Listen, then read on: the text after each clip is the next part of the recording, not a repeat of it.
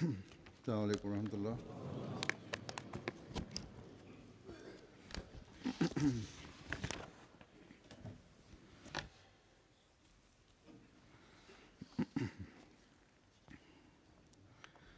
أشهد أن لا إله إلا الله وحده لا شريك له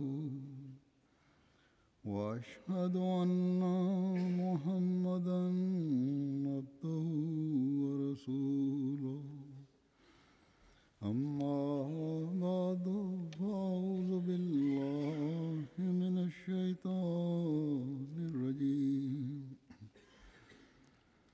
بسم الله الرحمن الرحيم الحمد لله رب العالمين الرحمن الرحيم مالك يوم الدين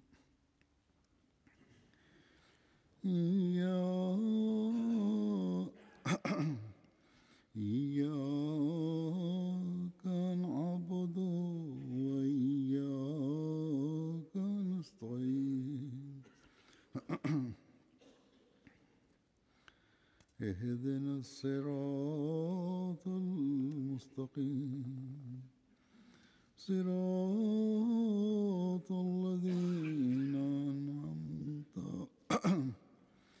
صراط الذين أنعمت عليهم غير المغضوب عليهم ولا الضالين.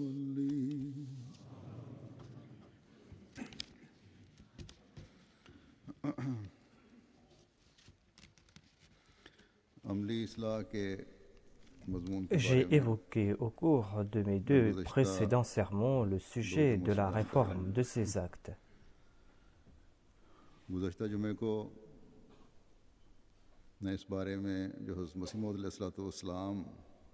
Et vendredi dernier, j'ai évoqué sous forme de questions quelques aspects des enseignements que nous a laissés le Messie premier alayhi salam.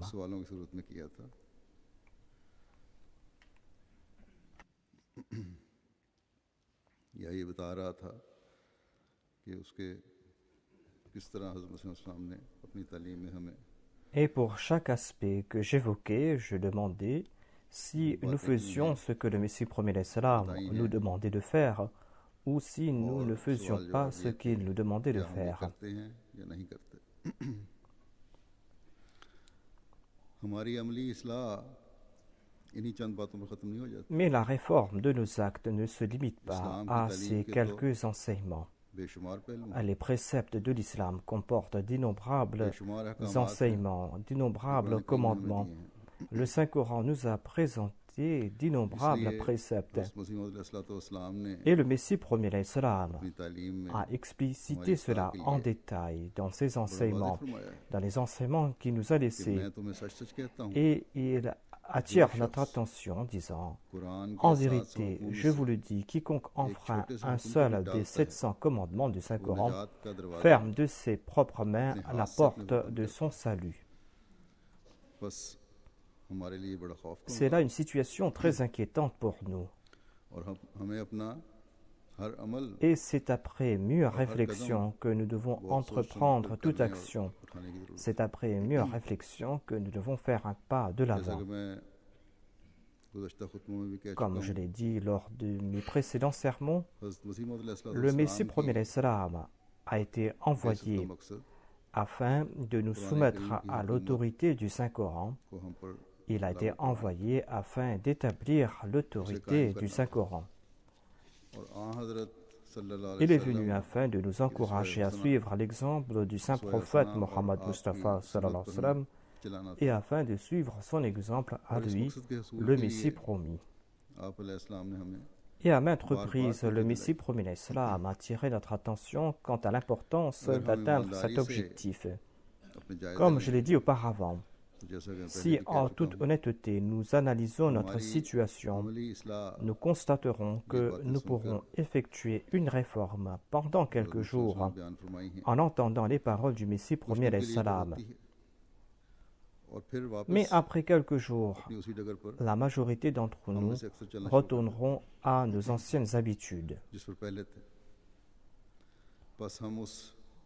Ainsi, nous serons à l'exemple de ce diable à ressort qui jaillit hors de sa boîte dès que le couvercle s'ouvre, tout comme je l'avais dit la dernière fois. Une fois que l'on ouvre le couvercle, le ressort pousse ce diable hors de sa boîte. Ainsi, tant que l'on prodigue des conseils en permanence sur un sujet quelconque, cela a de l'effet sur la majorité des gens. Mais dès qu'on cesse de prodiguer ces conseils, l'effet s'arrête là, et ainsi le ressort de son âme ou le ressort de ses péchés vont bondir et vont prendre forme d'un péché quelconque. Nombre d'Ahmadis sincères m'ont écrit après mes précédents sermons en disant qu'ils sont en train de faire des efforts en ce sens et qu'ils sont en train de prier aussi. Et ces personnes me demandent de prier pour que l'effet de ces sermons se maintienne et que leurs péchés soient toujours enfermés dans leur boîte, pour que ces péchés soient enfermés pour toujours et pour qu'ils ne bondissent plus à l'extérieur. Mais nous devons nous demander, et c'est là une question très importante, à savoir pourquoi ce diable ou cette figurine tente de bondir hors de sa boîte. L'on pourra se réformer et l'on pourra prendre de différentes mesures qui sont nécessaires pour se réformer lorsque l'on va connaître la raison derrière ces manquements, lorsqu'on connaîtra les raisons derrière ces défauts. Ceci est important afin que l'on puisse éradiquer ces facteurs déclencheurs. Si l'attention ne se maintient pas, après une réforme temporaire, le péché retournera. Quand j'ai réfléchi à ce sujet, quand j'ai lu davantage à ce propos, je suis tombé sur des conseils prodigués par le deuxième calife, Hadrat Muslim Maud, où le deuxième calife avait cette qualité que dans ses discours et dans ses écrits, il posait une question probable et présentait aussi la solution à l'aide d'exemples. Il répondait à ces questions en citant le Saint-Coran, en citant les hadiths et les paroles du Messie premier alayhi salam. C'était une méthode que l'on ne voit nulle part ailleurs. En tout cas, j'ai pensé vous présenter les causes de cette situation à la lumière des propos tirés d'un sermon de Hadrat Muslim Maud, le deuxième calife.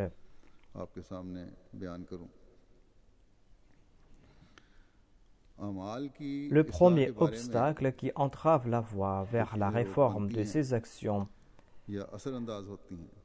le premier obstacle qui a de l'effet sur la réforme, c'est la définition que l'on donne à propos de grands et de petits péchés.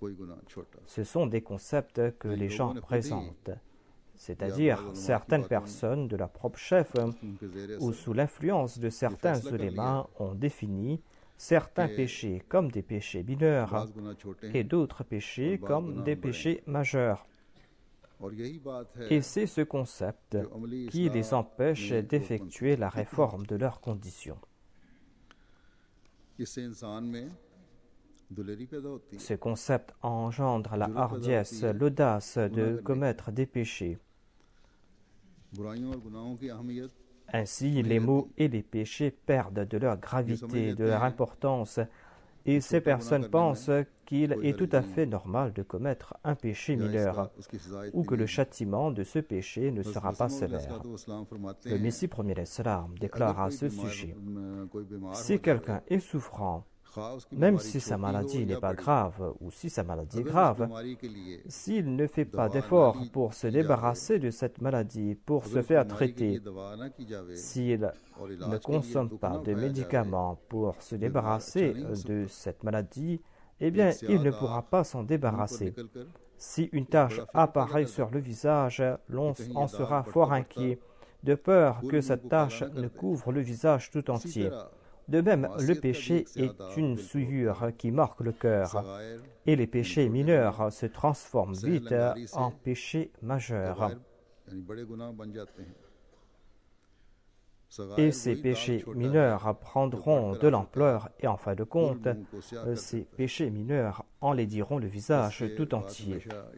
Ainsi que l'on comprend qu'il n'y a pas de péché qui soit insignifiant ou mineur. Car lorsqu'on va considérer qu'un péché est insignifiant, que ce n'est pas un mal de grande importance, eh bien, l'on ne pourra pas se débarrasser de cette maladie. Et en fonction de la situation, ce petit péché que l'on considère comme mineur va se transformer en péché majeur. Face à cette situation, il incombe à chacun d'entre nous de faire notre analyse de conscience. Allah a prescrit des châtiments pour tout péché, même mineur. Il a aussi prescrit des châtiments pour des péchés importants. Tournons-nous maintenant vers le saint prophète Mohammed sallallahu alayhi wa sallam pour voir sa définition de grands et de petits péchés, sa définition des vertus qui sont importantes et celles qui ne le sont pas. Nous constatons que le saint prophète Mohammed lui a donné des directives différentes à des personnes différentes en des occasions différentes. Quelqu'un lui a demandé quel est le plus grand mérite aux yeux de Dieu. Il a répondu servir tes parents. Un autre lui a posé la même question, à savoir quelle est la plus grande des vertus, et il a répondu accomplir la prière tahajjud. Un autre lui a demandé quel est l'acte le plus méritoire, et il a répondu pour toi, c'est de participer dans le djihad. Grâce à ces définitions, l'on comprend que les œuvres les plus méritoires changent de définition selon la situation, selon les circonstances de la personne concernée. Le djihad est un acte méritoire et on nous accuse de ne pas y prendre part. À l'époque où l'islam subissait des attaques de toutes parts par l'usage de l'épée, le djihad par l'épée était l'œuvre la plus méritoire. Et Dieu a défini des châtiments pour ceux qui n'y participent pas en ayant des excuses valables. Mais le saint prophète Mohammed sallallahu alayhi wa sallam a déclaré que quand viendra le Messie promis, il va mettre fin à la guerre, yadahul harb, tout comme il a dit dans un hadith. Il en sera ainsi parce que l'on s'attaquera à l'islam par d'autres moyens. L'on ne s'attaquera pas à l'islam en tant que religion par le moyen de l'épée. On va s'attaquer à l'islam par le moyen de la presse écrite, par les médias, en usant d'autres méthodes. C'est ainsi que l'on va s'attaquer à l'islam. Et le Messie promis, ainsi que sa communauté, va utiliser les mêmes armes pour répondre à ces attaques. Et c'est ce que le Messie premier Islam a indiqué dans un de ses poèmes, dans ce vers dans lequel il déclare que la guerre et la lutte armée pour la cause de la foi sont dès ce jour interdits. Ainsi, il fut un temps où la lutte armée ou le djihad n'était pas seulement permis, mais cela était essentiel parce qu'on voulait anéantir l'islam par l'usage de l'épée. Aujourd'hui, cette lutte armée n'est plus une œuvre méritoire, mais au contraire, elle est interdite. Elle est interdite tant que les ennemis de l'islam n'usent pas d'armes pour anéantir l'islam. Aujourd'hui, l'œuvre méritoire et le djihad qui est permis aujourd'hui, c'est de répandre les enseignements du Saint-Coran. C'est le djihad de la connaissance. C'est un djihad que l'on doit effectuer en diffusant les beaux enseignements de l'islam grâce à la presse écrite, grâce aux médias, grâce à la littérature. Si quelqu'un ne participe pas directement dans ce djihad de la connaissance en raison de son manque de savoir ou pour d'autres raisons, il peut tout de même accomplir ce djihad en participant financièrement dans la publication de ces littératures, dans ses programmes en faveur du tablir. Mais si cette personne qui accomplit le djihad n'est pas en train de s'acquitter de ses devoirs envers sa femme et ses enfants, s'il ne subvient pas à leurs besoins, eh bien l'acte le plus méritoire pour lui n'est pas de participer dans ce djihad, mais d'accomplir ses devoirs envers les membres de sa famille.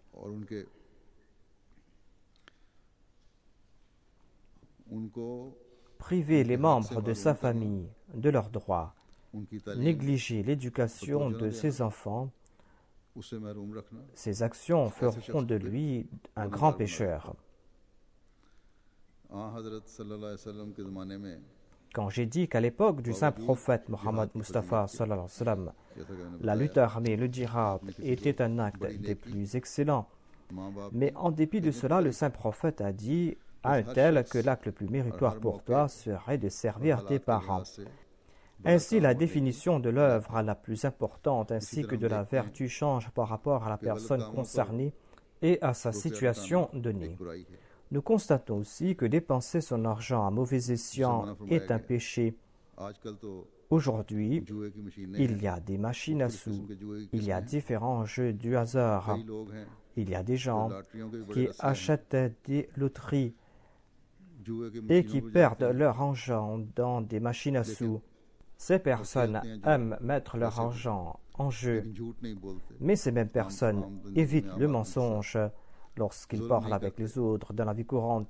Ces personnes ne sont pas cruelles envers les autres, ne tuent pas les autres, tout simplement parce qu'à leurs yeux, ce sont des actes abominables, de grands péchés.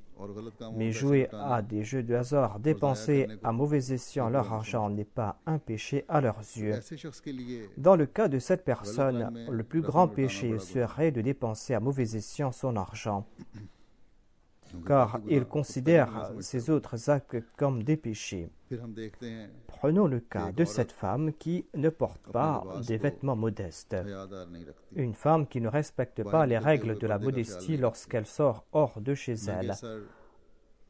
En dépit de se dire musulman Ahmadi, elle ne se couvre pas la tête lorsqu'elle sort hors de sa maison. Elle sort sans porter d'écharpe, sans voile. Elle porte des vêtements très courts, très moulants, qui révèlent son corps. Mais lorsqu'on demande à cette femme de consentir à des sacrifices financiers, de contribuer dans une œuvre charitable, elle va le faire généreusement. Ou elle éprouvera de la haine à l'égard du mensonge et ne supportera pas que l'on ment devant elle. L'œuvre la plus méritoire pour elle ne serait pas d'augmenter ses contributions, de ressentir de la haine à l'égard du mensonge. La plus grande vertu pour elle sera d'appliquer ce commandement du Saint-Coran qui est de porter des vêtements pudiques et modestes et de respecter les règles de la modestie islamique. Elle est en train de négliger une œuvre méritoire qu'elle considère insignifiante. Mais un jour, cette négligence la poussera à commettre de grands péchés. Ainsi, la définition des vertus et des vices change en fonction de l'individu, en fonction de sa situation à un moment donné. Cette définition des vices et des vertus vont changer en fonction de l'individu et de sa situation. Ainsi, tant que l'on aura ce concept erroné que tel péché est majeur et un autre péché est mineur, tant que l'on va classer les vertus comme majeures et mineures, l'on ne pourra pas se protéger des péchés et l'on ne pourra pas non plus accomplir des actes méritoires. Ayez toujours à l'esprit ce principe fondamental. Le plus grand péché est celui qui est impossible de s'en débarrasser.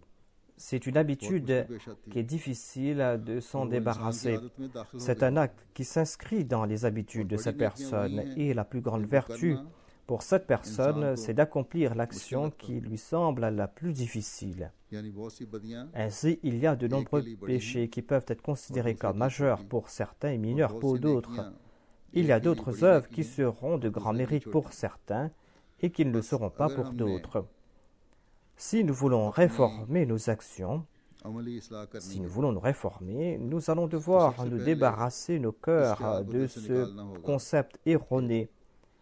à savoir, par exemple, que l'adultère est un grand péché, le meurtre est un grand péché, le vol est un grand péché, la médisance est un grand péché, et que les autres péchés sont des péchés mineurs. Il faudra se débarrasser de ces concepts erronés.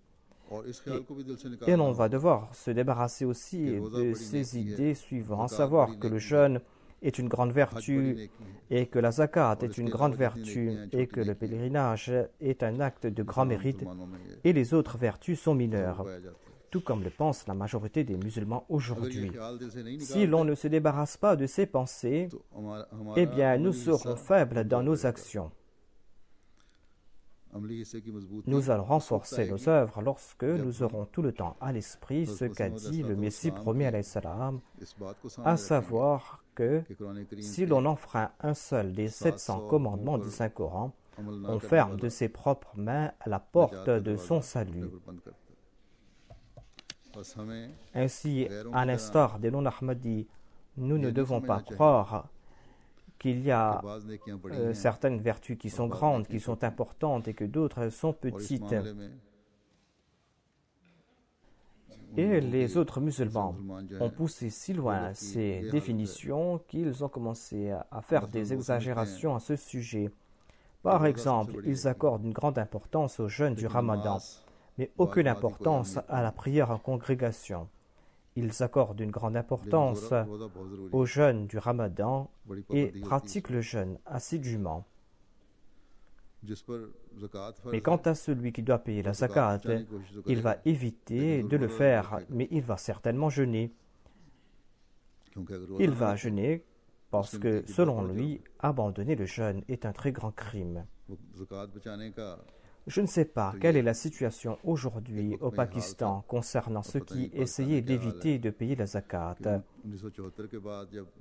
Mais en 1974, quand le gouvernement pakistanais a inscrit dans sa constitution et dans la loi que les Ahmadis ne sont pas musulmans, eh bien, de nombreux non-Ahmadis qui avaient des comptes en banque,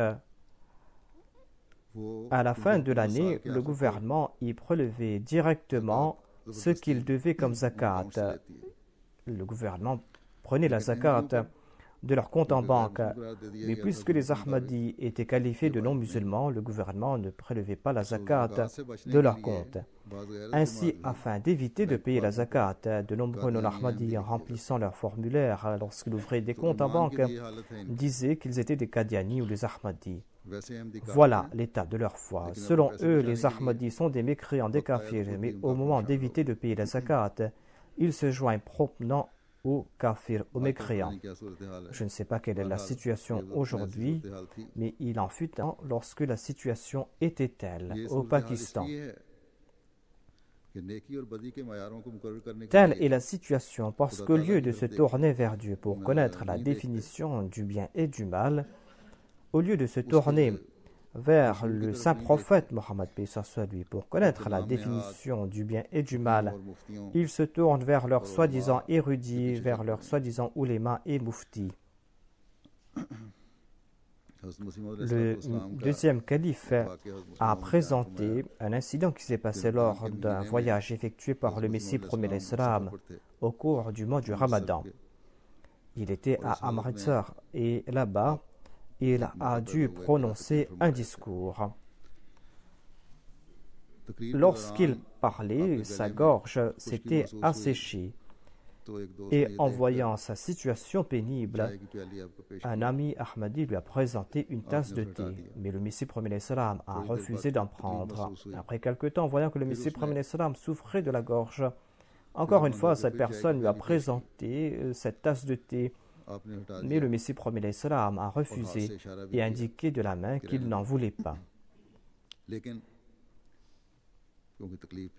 Mais puisqu'il souffrait de sa gorge et que sa gorge s'était asséchée, lorsque la personne lui a présenté la troisième fois cette tasse de thé, le Messie premier l'Islam l'a accepté en pensant que peut-être que s'il refusait de prendre cette tasse de thé, les gens penseraient que ce sera là de la fausse piété de ma part et que je ne suis pas en train de profiter de cette occasion pour leur montrer l'exemple pratique de ce commandement de Dieu qui est de ne pas jeûner au cours du Ramadan. Ainsi, il a bu une gorgée de cette tasse de thé et cela a provoqué un tollé parmi les non-Ahmadis qui se trouvaient dans la salle. Il disait, voilà celui qui se dit Mehdi mais qui ne jeûne pas au cours du Ramadan. Auprès de ces personnes, le jeûne du Ramadan est si important que l'on doit jeûner même si cela va à l'encontre du commandement de Dieu. Le deuxième calife, Hadrat Muslim Maud a dit que peut-être 99% d'entre eux ne prient pas régulièrement. 99% d'entre eux seraient des menteurs, ils seraient des fourbes, ils seraient des voleurs. Mais il est vrai aussi que 99% d'entre eux seraient en train de jeûner ce jour-là. Ils seraient en train de jeûner parce qu'ils considèrent le jeûne comme la vertu la plus méritoire. Mais ils ne seraient pas en train de jeûner comme préconisé par le saint prophète Mohammed sallallahu alayhi wa sallam. Le saint prophète a déclaré que celui qui jeûne mais qui n'abandonne pas le mensonge, celui qui n'abandonne pas la médisance lorsqu'il jeûne, celui qui insulte les autres lorsqu'il jeûne, son jeûne n'est pas considéré comme tel auprès de Dieu. Il est tout simplement en train de s'affamer et de s'assoiffer. Si nous examinons la situation, nous constaterons que la majorité des musulmans se contentent de ce jeûne, de s'affamer et de s'assoiffer, c'est tout. Ils considèrent ces actes comme des vertus de grande importance et pour eux, il suffit de respecter cela. Pour eux, il suffit d'accomplir quelques bonnes œuvres qui seront considérées comme telles. Ils pensent que grâce à cela, ils seront pardonnés par Dieu. De telles personnes ne pourront pas se maintenir sur la voie de la vertu ici-bas sur terre. Ils ne pourront pas non plus définir le péché. De leur propre chef, ils ont défini ces œuvres qui sont méritoires, ces œuvres qui sont de grande importance et ceux dont l'importance est moindre. Ils ont défini de leur propre chef les grands péchés, les péchés mineurs. Et selon leur définition, ils accomplissent ces bonnes œuvres qui seront considérées comme majeures selon eux. Et ils ne sont pas prêts à combattre ces péchés qu'ils considèrent mineurs. Ne pas abandonner ces péchés signifie qu'ils ne sont pas prêts à les combattre. Et ainsi, ils s'empêtrent dans un péché après un autre. La définition que présente l'islam est que la plus grande vertu serait celle qui serait plus difficile à accomplir et c'est quelque chose qui est différent pour tout un chacun. Et le plus grand péché pour tout un chacun, c'est le péché qu'il est difficile d'abandonner. Ainsi, si nous désirons nous réformer nous-mêmes, il est important de comprendre que nous devons accomplir toute bonne œuvre qui sont préconisées et d'éviter tous les péchés qui nous sont interdits. Notre propre définition du bien et du mal ne nous poussera pas à accomplir de bonnes œuvres et ne nous fera pas éviter les péchés. Dans la plupart des cas, l'on nuit à sa propre personne lorsqu'on présente de telles définitions, lorsqu'on évite certains péchés pour en commettre d'autres, pour accomplir certaines bonnes œuvres et pour en négliger d'autres. En négligeant ce que l'on considère être une vertu mineure, en négligeant ces bonnes œuvres, l'on va se priver des actes de grand mérite. Et en considérant certains défauts, certains péchés comme mineurs, cela va causer des pertes irréversibles à sa spiritualité. Et l'on va aussi se priver des récompenses de la pureté que Dieu accorde à l'homme. Ainsi, en considérant certains péchés comme étant de moindre importance, cela va maintenir en son cœur la graine du mal qui cherchera la moindre occasion pour se manifester. Ainsi, il est très important d'être vigilant à ce sujet. L'on pourra se débarrasser d'un mal, l'on pourra éradiquer ces maux lorsque l'on va agir de concert, lorsqu'on va tous travailler ensemble. Il y a la société, il y a la communauté, et tout individu au sein de cette communauté doit faire des efforts en ce sens. Si chacun commence à définir ce qui est bien et ce qui est mal, eh bien, une personne va considérer comme répréhensible un acte, il va considérer cela comme un grand péché, et un autre va considérer cela comme un péché mineur. Et peut-être qu'un troisième en aura une autre opinion. Et ainsi, l'on ne pourra pas éradiquer le mal dans la société. L'on pourra éradiquer le mal lorsqu'on va penser dans les mêmes lignes tous ensemble. Par exemple, aujourd'hui, la majorité des musulmans considèrent comme le plus grand péché, le péché qui est le plus grave selon eux, plus grave même que le polythéisme selon eux, c'est de consommer la chair de porc. Tout criminel, tout voleur, tout adultère parmi les musulmans, tout coquin parmi eux vont se dire musulmans, vont commettre ces infamies. Mais lorsqu'on lui dit de manger la chair de porc, il va répondre « Je suis musulman, je ne pourrai pas en consommer. Moi, je ne peux pas consommer la chair de porc, je suis musulman », va-t-il répondre, en dépit de ses défauts. La raison derrière ce dégoût est que les musulmans collectivement considèrent la consommation de la chair de porc comme un grand péché et disent que c'est interdit. Même ces musulmans qui ont vécu en Occident, qui ont grandi ici, 99,99% d'entre eux vont se dire musulmans et ils vont éprouver du dégoût pour la chair de porc. C'est en raison de cet instinct collectif qui a pris naissance parmi les musulmans. Il est ainsi important de faire naître en chaque individu cet instinct à éviter le mal, cet instinct à accomplir de bonnes œuvres aussi. Il faut leur faire comprendre que toute vertu, même ordinaire, est importante. Et tout péché que l'on peut considérer comme mineur est important. Tant que nous ne ferons pas naître en nous ces sentiments et tant que nous n'allons pas faire des efforts en ce sens, le mal va perdurer dans la société et sera un obstacle à la réforme de sa conduite. Le deuxième obstacle dans la réforme de la conduite, c'est l'influence de l'environnement, l'influence de la société et l'aptitude à imiter l'autre. Dieu a mis en l'homme l'aptitude à imiter les autres. C'est une qualité qui existe dès l'enfance. Étant une qualité naturelle, l'enfant est disposé à imiter les autres. Certainement, cette aptitude est pour nous un avantage. Mais si on utilise cette aptitude à mauvais escient, cela peut nous pousser à la destruction. Cela peut nous mener à la destruction. C'est grâce à cette aptitude à imiter, en raison de l'influence de l'environnement, que l'on apprend à parler. On apprend cela de ses parents. C'est grâce à ces aptitudes que l'on apprend de bonnes choses. Et en apprenant de bonnes choses, cet enfant va posséder de hautes valeurs morales. Si ses parents sont vertueux, s'ils accomplissent la prière, s'ils lisent le Saint-Coran, s'ils éprouvent de la compassion les uns pour les autres, si ses parents éprouvent de la haine à l'égard du mensonge, leur enfant sera influencé positivement par leurs qualités et leurs mérites et adopteront les mêmes qualités.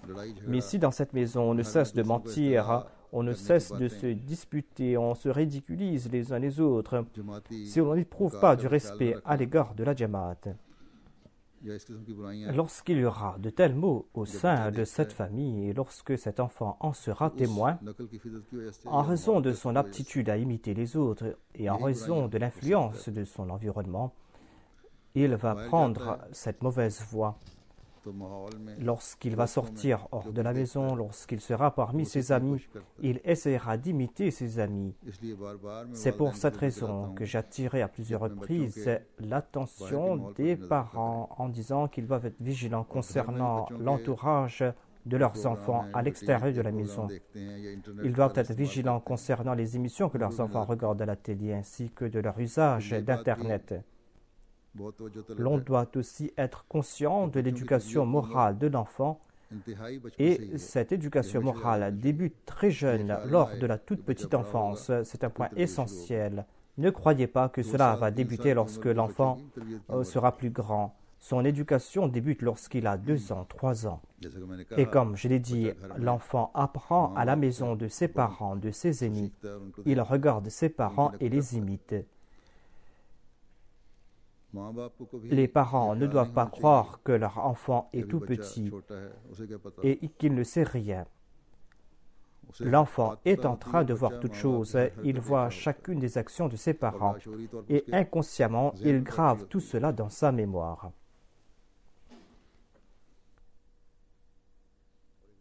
Et après quelque temps, il commence à imiter ce qu'il a vu.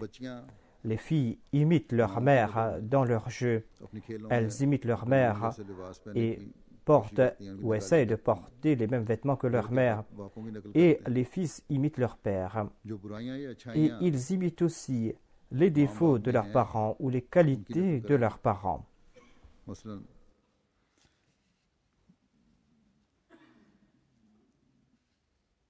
Par exemple, lorsque cet enfant va grandir et qu'on va lui expliquer ce qui est bien et ce qui est mal, on va lui dire par exemple que c'est mauvais de mentir et qu'il est fort louable de respecter ses promesses.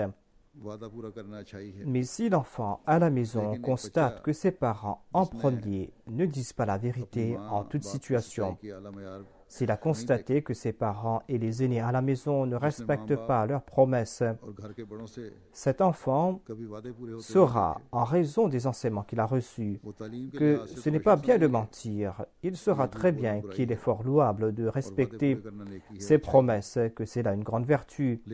Mais dans la pratique, en raison de ce qu'il a vu, cet enfant ne va pas suivre ses consignes, parce qu'à la maison, il a vu le contraire. Et les habitudes d'un enfant se forment dès leur enfance. Et lorsqu'il grandira, il ne va pas accepter ses conseils. Si l'enfant constate que sa mère est négligente concernant ses prières et que lorsque son père retourne à la maison et demande à sa mère si elle a accompli la prière et que la mère répond « Non, je ne l'ai pas fait encore, je vais le faire après », l'enfant va dire que c'est là une bonne réponse. Lorsqu'on va me poser la même question, je vais dire « Non, je ne l'ai pas fait, mais je vais le faire après ». Ou si la mère répond que j'ai oublié de faire ma prière, ou si elle dit que j'ai fait ma prière alors qu'elle ne l'a pas fait et que son enfant a vu qu'elle était là toute la journée et qu'elle n'a pas fait sa prière, l'enfant va graver cette réponse dans sa tête. Et si le père a de mauvaises habitudes, ces mauvaises habitudes vont se graver dans la mémoire de l'enfant et les réponses erronées que présente le père vont se graver dans la mémoire de cet enfant. Lorsque le père et la mère ne vont pas donner une bonne éducation à leurs enfants, lorsque leurs actions seront condamnables, ils seront en train de pousser cet enfant dans la mauvaise direction et seront en train de lui impartir une mauvaise éducation par leurs actions. Et l'enfant, lorsqu'il sera plus grand, il va faire la même chose, il va donner les mêmes réponses. Ainsi, l'influence négative des voisins, des amis et des autres parents laisseront leur empreinte sur cet enfant.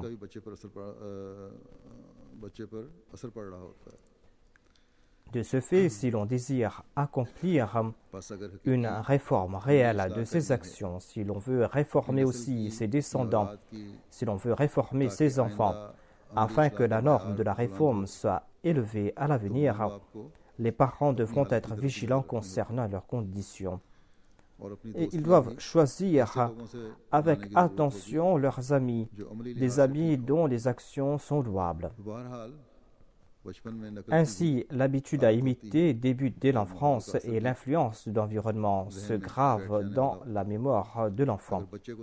Si l'enfant se trouve dans un environnement sain, il accomplira de bonnes œuvres. Si on le place dans un environnement malsain, il n'accomplira pas de bonnes actions. Et lorsqu'un tel enfant grandira dans cet environnement malsain, et lorsqu'on va lui dire que telle action est mauvaise et qu'il doit éviter cela, mais dans ce cas, il sera trop tard et les parents ne devront pas se plaindre que leur enfant s'est corrompu.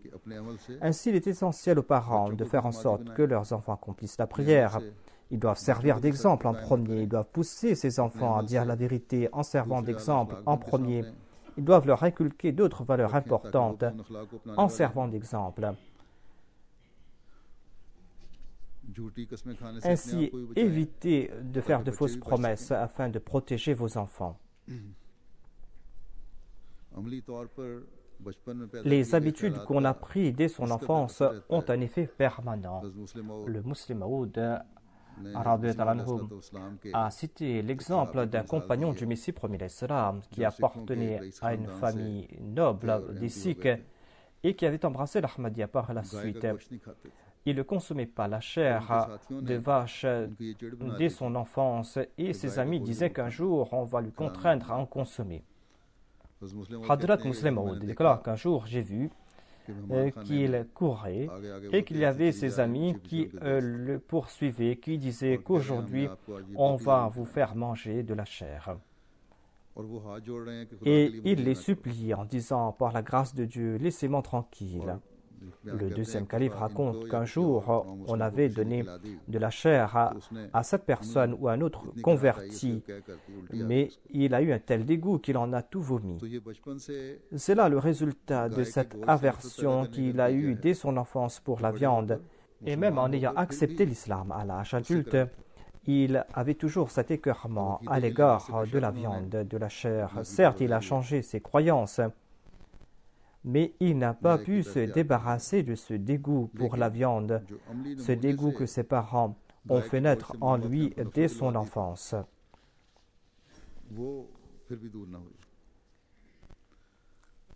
Hadrat Muslim Maud, le deuxième calife, explique que l'action est quelque chose de visible, c'est quelque chose que les autres peuvent imiter. C'est comme une graine qui pousse. Mais les croyances ne sont pas palpables et leurs influences sont limitées. Les croyances sont comme la greffe que l'on fait à un arbre. À partir de cette greffe, commencent à pousser de nouvelles branches et de fruits nouveaux. On doit faire un effort conscient pour placer cette greffe, mais les actions sont comme cet arbre que l'on fait pousser grâce à une semence mise en terre. La semence va envoyer ses racines, va s'enfoncer dans la terre et quand le climat sera propice, cette graine va commencer à pousser. Ainsi, le mal se répand facilement. Et c'est en raison des actions condamnables des nôtres, c'est en raison des actions condamnables des autres aussi que le mal se répand dans la société.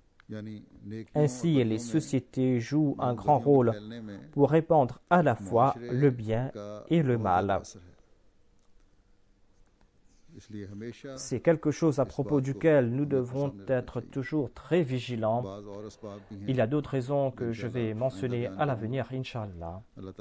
Qu'Allah nous accorde la possibilité de nous réformer, que nous puissions nous réformer en premier, que nous puissions réformer aussi nos enfants et que nous soyons vigilants à ce propos. Je compte aujourd'hui présenter la nouvelle d'un décès. Après les prières, je vais diriger la prière funéraire de Mukarram Khalid Ahmad al-Buraki de la Syrie.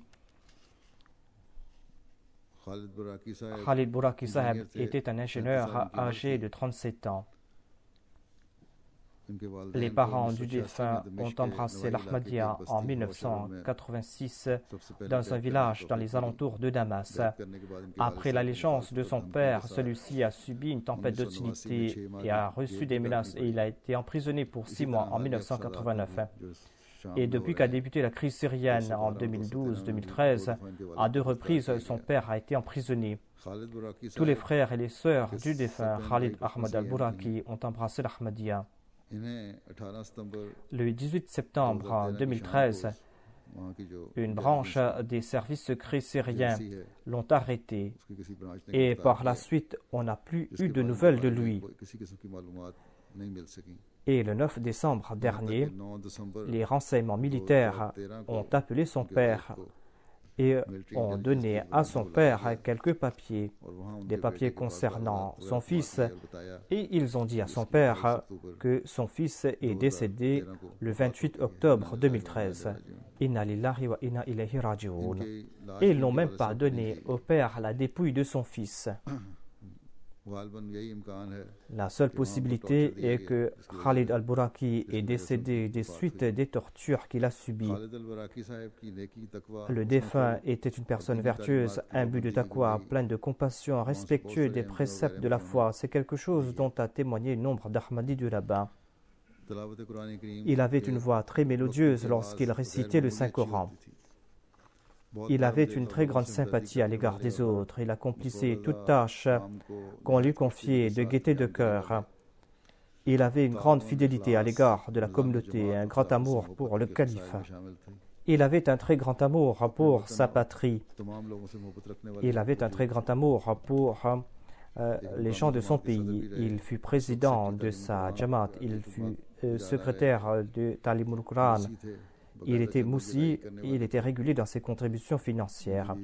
Sa femme aussi est Ahmadi. Il laisse derrière lui 3 enfants, une fille qui s'appelle Shouroub et un fils qui s'appelle Ahmad. Ils ont tous deux moins de 6 ans. Et Hissamuddin, son dernier fils, est né quelques semaines avant son arrestation. Et il est un Waqfenao.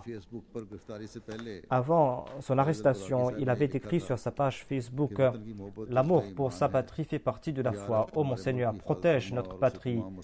Ô Allah, protège ce pays de ses tourments. Renforce ce pays. Rends cette patrie encore plus belle. Fasse que ses habitants soient encore plus proches de toi. Ô mon Dieu, fasse que mes concitoyens s'aiment davantage. Ô mon Seigneur, aide les pieux parmi mes concitoyens, ceux qui désirent la paix et ceux qui désirent répandre le bien. Qu'Allah exauce cette prière en faveur de son pays, que cette prière soit exaucée en faveur de la Oumma afin que ces troubles cessent. M. Tahir Nadim Saheb raconte que le défunt était toujours en contact avec eux par email. Nous l'avons connu lorsque nous étions en Syrie. C'était une personne très simple, une personne très modeste. C'était une personne remplie d'humour. Nous avions un seul centre à Damas et il venait souvent nous voir à la maison.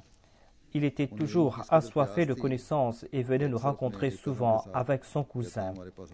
Il venait souvent discuter avec nous. Lorsqu'il recevait un ouvrage concernant la communauté, il le lisait avec grand amour.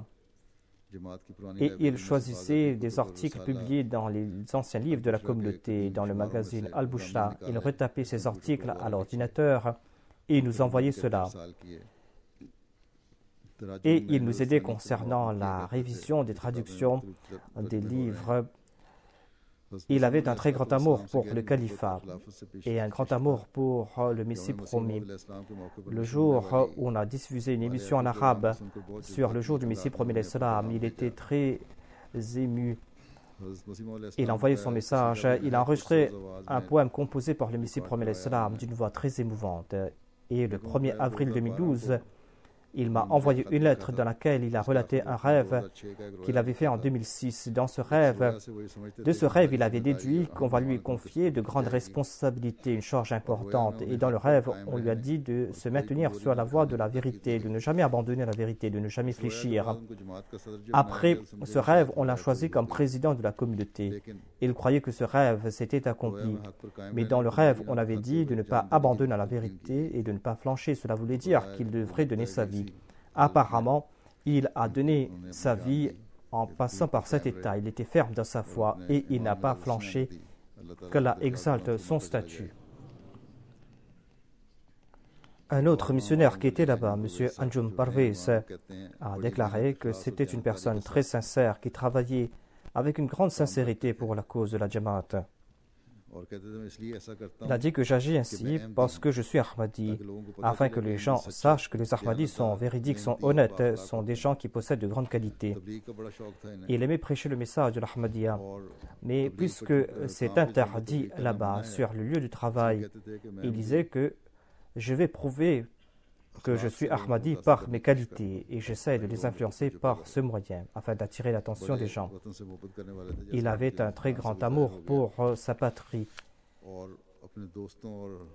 Et il disait à ses amis et aux autres qu'ils doivent éprouver de l'amour pour leur patrie, car c'est là l'enseignement de l'islam. J'ai prononcé des discours à ce sujet et il a présenté ces discours, ces sermons à leurs amis et leur dit de mettre fin au terrorisme et de vivre en paix. Il y avait des personnes qui avaient de mauvaises intentions à son sujet. Ce sont des fonctionnaires de l'État qui l'ont torturé et ainsi il a eu le statut d'un martyr. Qu'Allah exalte son statut.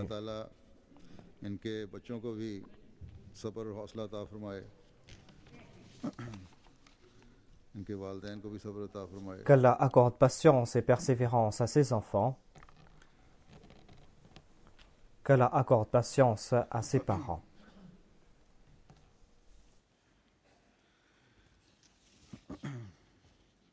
Alhamdulillah, nahmaduhu wa nasta'inuhu wa nastaghfiruhu. ونؤمن به ونتوكل عليه ونعوذ بالله من شرور أنفسنا ومن سيئات أعمالنا من يهده الله فلا مضل له ومن يضلل فلا هادي له ونشهد أن لا إله إلا الله ونشهد أن محمدا عبده ورسوله عباد الله رحمكم الله إن الله يأمر بالعدل والإحسان وإيتاء ذي القربى وينهى عن الفحشاء والمنكر والبغي يعظكم لعلكم تذكرون اذكروا الله يذكركم